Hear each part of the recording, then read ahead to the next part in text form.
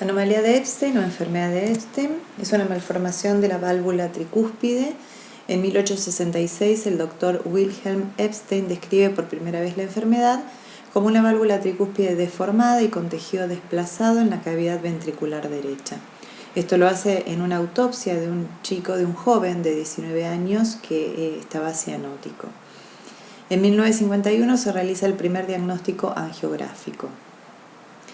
Esta enfermedad tiene una frecuencia del 0,5% de las cardiopatías congénitas, constituye el 40% de las malformaciones de la válvula tricúspide, presenta un leve predominio en mujeres y solo un 5% de los pacientes con Epstein intermedio y severo sobreviven a los 50 años. Esta anomalía se caracteriza principalmente por tener un espectro anatómico y clínico muy amplio, como vamos a ver.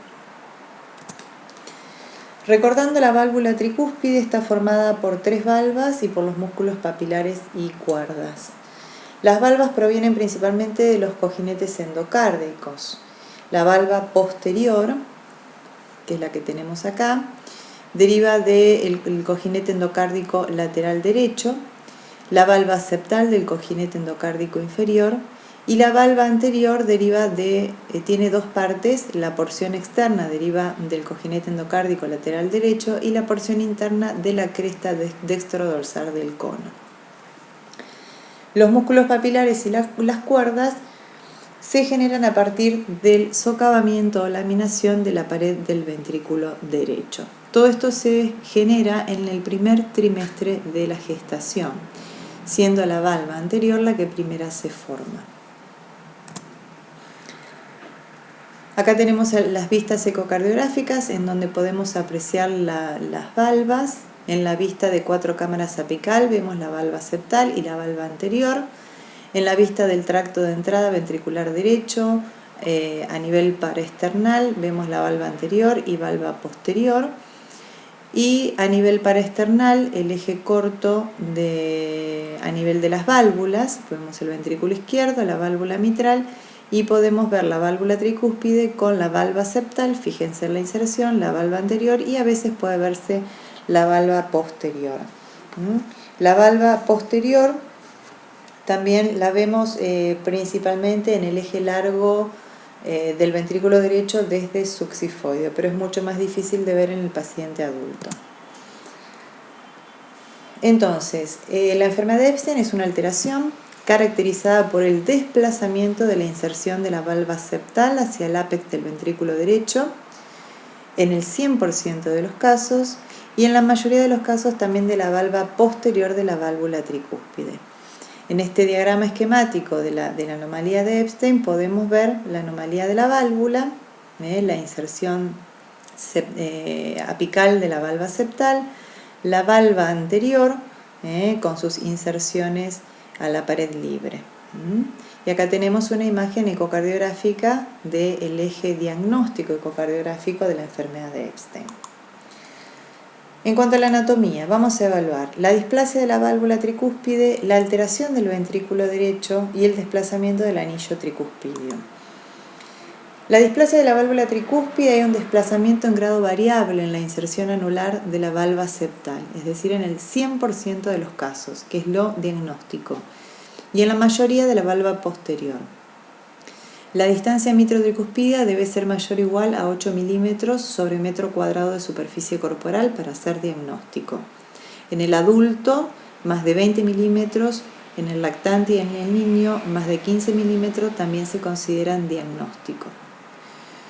Pero lo que más utilizamos es la cifra de mayor o igual a 8 milímetros sobre metro cuadrado.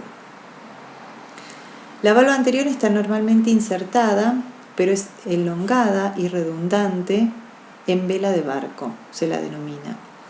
Y también la válvula presenta adherencias distales de la valva anterior y valva posterior, no de la valva septal. El desplazamiento de la valva septal y la posterior también generan atrialización del ventrículo derecho y un ventrículo derecho funcional hipoplásico en diferentes grados. El desplazamiento del anillo tricúspidio va a generar que el paciente tenga 2 anillos, el verdadero a nivel del surco auriculoventricular y el anillo funcional, que es a nivel de donde la válvula tricúspide cierra. Esta es una imagen en donde podemos ver desplegada la válvula tricúspide normal con su valva anterior, posterior y septal, y lo que ocurre en la enfermedad de Epstein. Vemos una valva anterior redundante, elongada, pero normoinsertada, y vemos el desplazamiento de la valva septal y posterior, que está separada de la cruz del corazón. En este diagrama lo que podemos ver es, me pareció interesante mostrarlo para que vean las consecuencias que trae ese desplazamiento de la válvula tricúspide, de las valvas. Recordamos que los ventrículos tienen un tracto de entrada, una zona trabeculada y un tracto de salida. A medida que la válvula tricúspide se va desplazando, va modificando su inserción a nivel más apical, lo que va haciendo es que parte de ese tracto de entrada va a quedar formando parte de la aurícula, que es lo que llamamos atrialización ventricular derecha. Mientras más lejos esté, más apical esté insertada la válvula, vamos a tener menos zona trabeculada e incluso en los casos extremos va a haber obstrucción del tracto de salida ventricular derecho. No solamente la obstrucción del tracto de salida no es solamente por el desplazamiento de la válvula, sino que hay adherencias que parten a partir de la valva anterior, adherencias, attachment, que a veces son lineales, pueden ser extensas o no, y que generan una verdadera obstrucción del tracto de salida ventricular derecho. ¿Cuáles son las consecuencias fisiopatológicas de esta anomalía? Recuerden las imágenes que fuimos viendo. Va a haber una dilatación aneurismática de la aurícula derecha. El ventrículo derecho va a tener una porción atrializada, o sea que va a formar parte de la aurícula. Va a tener un ventrículo derecho funcionante hipoplásico en diferentes grados, dependiendo la severidad del cuadro. Va a existir disfunción tanto del ventrículo derecho como del ventrículo izquierdo. En el 80% de los casos hay insuficiencia valvular tricuspidia y en un 20% estenosis. En los casos extremos hay obstrucción del tracto de salida ventricular derecho. Las arterias pulmonares pueden ser hipoplásicas, principalmente por hipoflujo o por compresión. Y en la mayoría, o sea, en más del 80% de los pacientes hay una comunicación interauricular o foramen oval permeable con un cortocircuito invertido de derecho a izquierdo. Esto se debe a la falta de complacencia, a la disfunción ventricular derecha principalmente, y al aumento de la presión a nivel de la aurícula derecha.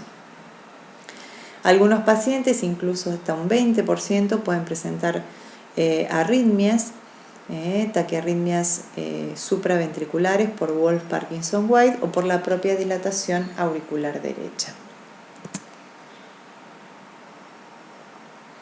¿Qué anomalías se pueden asociar a esta enfermedad? Como ya dijimos, CIA o foramen es lo más frecuente. CIB restrictivas musculares pequeñas en general, no CIB grandes, no restrictivas, la verdad que no se han visto. Estenosis pulmonar o atresia pulmonar, esto puede ser anatómico o funcional. Miocardiopatía ventricular izquierda, fibroelastosis endocárdica pueden aparecer, miocardio no compacto.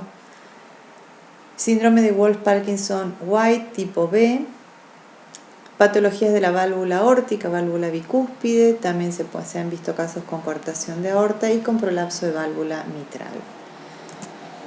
De la afectación ventricular izquierda, que se presenta en un 39% de los casos, existe en el miocardio no compacto en un 19%, disfunción sistólica en un 7%, mayor disfunción diastólica que la sistólica, la disfunción diastólica en un 34%, prolapso de válvula mitral en un 16%, dilatación idiopática del VI en un 4% y la válvula aórtica bicúspide en un 8%.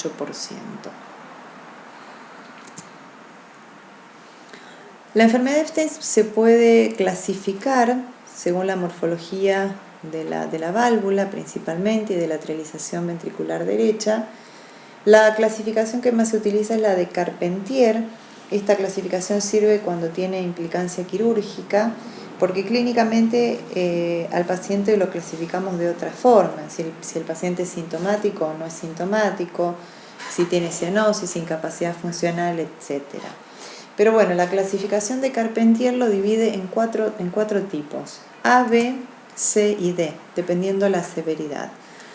El tipo A, que es una enfermedad mínima, es hacer aproximadamente un 20%. La valva anterior, si bien es redundante, tiene una morfología y movilidad que están discretamente afectadas. Hay un mínimo desplazamiento de la valva septal y de la valva posterior en la mayoría de los casos, con una atrialización del BD pequeña. Por lo tanto, el paciente no tiene mucha sintomatología. Estos casos, como normalmente se asocian con comunicación interauricular, si la comunicación interauricular es grande, o sea, es no restrictiva, puede a veces pasar desapercibido y comportarse como una CIA. El tipo B o enfermedad intermedia es un 50% de los pacientes. La valva anterior es redundante, es mucho más redundante que la anterior, pero con movilidad normal. Y la valva septal y posterior tienen un desplazamiento más importante hasta cerca de la unión del tracto de entrada con la zona trabecular. La atrialización es mayor, tenemos un ventrículo derecho atrializado con paredes delgadas y contráctiles, que eso es lo importante porque el paciente no tiene un cuadro de insuficiencia cardíaca significativo. El tipo C es una enfermedad severa, un 20% de los casos. La valva anterior presenta poco movimiento o es más redundante, prolapsante, con el músculo papilar anterior desplazado hacia la pared. Pueden existir cuerdas cortas al tracto de salida ventricular derecho, a la pared libre del BD, que incluso esas cuerdas al tracto de salida ventricular derecho pueden generar obstrucción, y esas válvulas deben estar fenestradas para permitir el flujo pulmonar. La valva septal y posterior con mayor deformación y desplazamiento, la atrialización es mayor, o sea, el BD atrializado tiene una pared muy disquinética, no contráctil en este caso, y el ventrículo derecho remanente funcional con paredes delgadas e hipoplásico. Y el último tipo D, que es el saco tricuspidio, es el caso más severo de todos. La valva anterior está adherida al tracto de salida ventricular derecho, la valva septal y posterior ausentes, hay una atrialización máxima con un tracto de entrada inmóvil y con el ventrículo derecho que queda reducido a un tracto de salida pequeño, adelgazado. Todo el resto está atrializado, es un ventrículo derecho prácticamente atrializado, dilatado y prácticamente sin contractilidad. Semeja a la enfermedad de Uhl.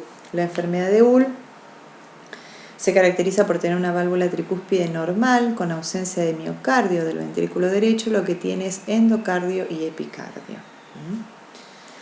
Muy bien. En el adulto, ¿qué síntomas se pueden presentar? Dijimos que esto es una patología con un espectro clínico amplio y también depende mucho la edad.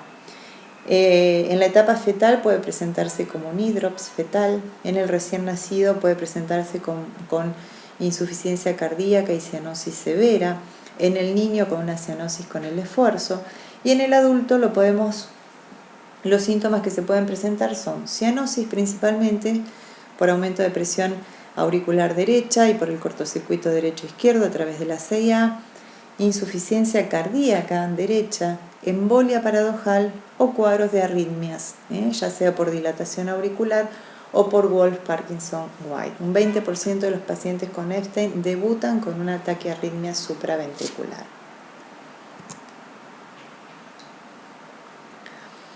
¿En qué pacientes indicamos tratamiento quirúrgico? Únicamente en los pacientes que tienen síntomas y signos de severidad, aquellos pacientes con cianosis, insuficiencia cardíaca grado 3-4. El control que vamos a ir viendo en estos pacientes es la cianosis con el esfuerzo, cianosis progresiva con saturación menos de 80, insuficiencia cardíaca derecha con incapacidad funcional grado 3-4, episodios de embolia paradojal, de arritmias intratables, cardiomegalia significativa. Estos pacientes hay que seguirlos muy de cerca con ergometrías con saturación, Holter, placa de tórax, electrocardiograma, para indicar cuándo es el tiempo quirúrgico, porque sabemos que el tratamiento quirúrgico de la válvula tricúspide es muy difícil y no solemos tener buenos resultados. Las opciones quirúrgicas son muchas, pero todo depende de la anatomía del paciente principalmente. Por eso es importante evaluar la válvula, las características de la valva, principalmente la valva anterior, que es la que se va a utilizar para plástica valvular, y evaluar el ventrículo derecho funcional, que es lo que va a quedar de ventrículo que es el que sirve realmente, ¿no? Entonces, si el paciente es pasible de plástica valvular, se utiliza esa valva anterior para formar una válvula que se denomina unicúspide, porque lo que se hace es como una aplicatura de la valva posterior y septal, y queda esa valva anterior como única valva. Si el paciente no tiene una válvula como para una valvuloplastía, va a reemplazo valvular, ya sea con prótesis biológica o mecánica. También hay dos técnicas, que es la técnica de Danielson y la técnica de Carpentier, que junto con la plástica realizan otras técnicas quirúrgicas. Danielson, aparte de la plástica valvular, realiza una aplicatura de la cámara atrializada, o sea, de la atrialización de BD, más anuloplastia, más plicatura de la aurícula derecha en aquellos pacientes que lo necesitan, que tienen aurículas derechas muy dilatadas con arritmias intratables. La otra técnica es la de Carpentier, que realiza plástica más plicatura de la atrialización ventricular derecha. Bien. Otra opción quirúrgica es asociar el bypass parcial, que es el Glenn 2D. Esto es cuando tenemos un ventrículo derecho que no va a tolerar todo el retorno venoso sistémico, o sea, ese ventrículo derecho funcional va a ser chico para recibir el volumen sistólico. Entonces agregamos a la plástica o al reemplazo valvular un Glenn 2D. Se conecta la vena cava superior con la rama pulmonar derecha. Entonces el retorno venoso sistémico superior va a ir por ese lado y solamente el ventrículo derecho va a recibir el retorno venoso inferior. Y en aquellos pacientes que lamentablemente no tienen un BD funcional aceptable, o sea que es menos del 35%, son pacientes que pueden ir o a bypass total del BD si cumplen los criterios para poder realizar esta cirugía, que no es una cirugía simple, o si no, al trasplante cardíaco. Muy bien. En cuanto al ecocardiograma Doppler, que es una herramienta muy útil en esta anomalía, el eco es diagnóstico, nos ayuda a elegir el procedimiento quirúrgico, es pronóstico y nos ayuda en el seguimiento tanto pre y postoperatorio de los pacientes. Muy bien.